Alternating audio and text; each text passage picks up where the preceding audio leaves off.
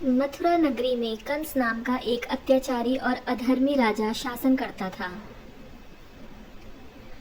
कंस ने अपने पिता उग्रसेन को बंदी बनाकर स्वयं राजा का पद संभाला था। कंस का अत्याचार इतना ज्यादा बढ़ गया था कि मथुरा के लोग उससे डरते थे और उसके खिलाफ कुछ भी बोलने का साहस नहीं कर पाते थे। कंस ने अपनी बहन देवकी का विवाह यदुवंशी सरदार वसुदेव से किया, लेकिन जैसे ही रथ आगे बढ़ा, एक आकाशवाणी हुई कि हे कंस, देवकी का 8वां पुत्र तेरा विनाश करेगा। यह सुनते ही कंस का चेहरा क्रोध और भय से लाल हो गया। उसने तुरंत अपनी तलवार निकाल ली और अपनी प्रिय बहन देवकी को मारने के लिए तैयार हो गया। वसुदेव ने कंस को शांत करने की बहुत कोशिश की और उसे यह वचन दिया कि वे देवकी के प्रत्येक संतान को उसके हवाले कर देंगे, बशर्ते वह देवकी की जान बख्श दे। कंस ने वासुदेव की बात मान ली। कंस ने देवकी और वसुदेव को कारागार में डाल दिया और उनके हर बच्चे को जन्म लेते ही मार दिया।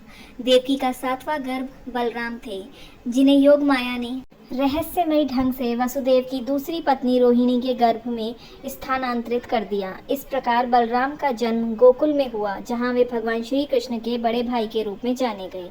आखिरकार वह समय आया जब देवकी के 8वें पुत्र के रूप में भगवान श्री कृष्ण ने जन्म लिया। यह आधी रात का समय था और चारों ओर गहरा अंधकार फैला हुआ था। जैसे ही श्री कृष्ण का जन्म हुआ, पूरे कारागार में दिव्य प्रकाश फैल गया।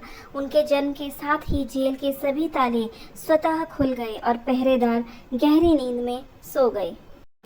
यह भगवान विष्णु का चमत्कार था, जिन्होंने स्वयं वसुदेव को आदेश दिया कि वे नवजात शिशु को तुरंत गोकुल में यशोदा और नंद बाबा के घर ले जाएं।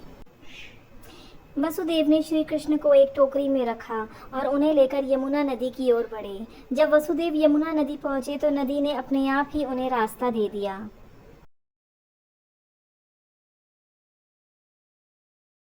वे सुरक्षित रूप से गोकुल पहुंचे और भगवान श्री कृष्ण को यशोदा जी के पास छोड़ दिया। उसी समय यशोदा जी को एक कन्या का जन्म हुआ था। वसुदेव ने उस कन्या को लेकर वापस मथुरा लौट आए। जब कंस को देवकी के 8वें संतान के जन्म की खबर मिली तो वह क्रोधित होकर जेल में पहुंचा। उसने देवकी से वह शिशु मांग लिया और बिना किसी दया से उसे मारने के लिए तैयार हो गया।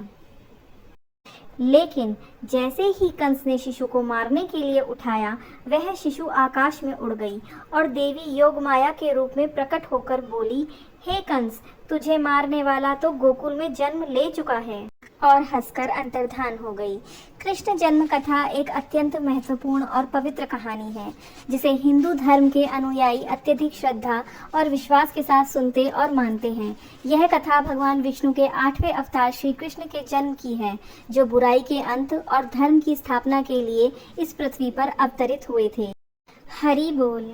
प्रभु कृष्ण की और कथाएं जानने के लिए हमारे चैनल भगवान का अंतर्ध्यान से जुड़ें।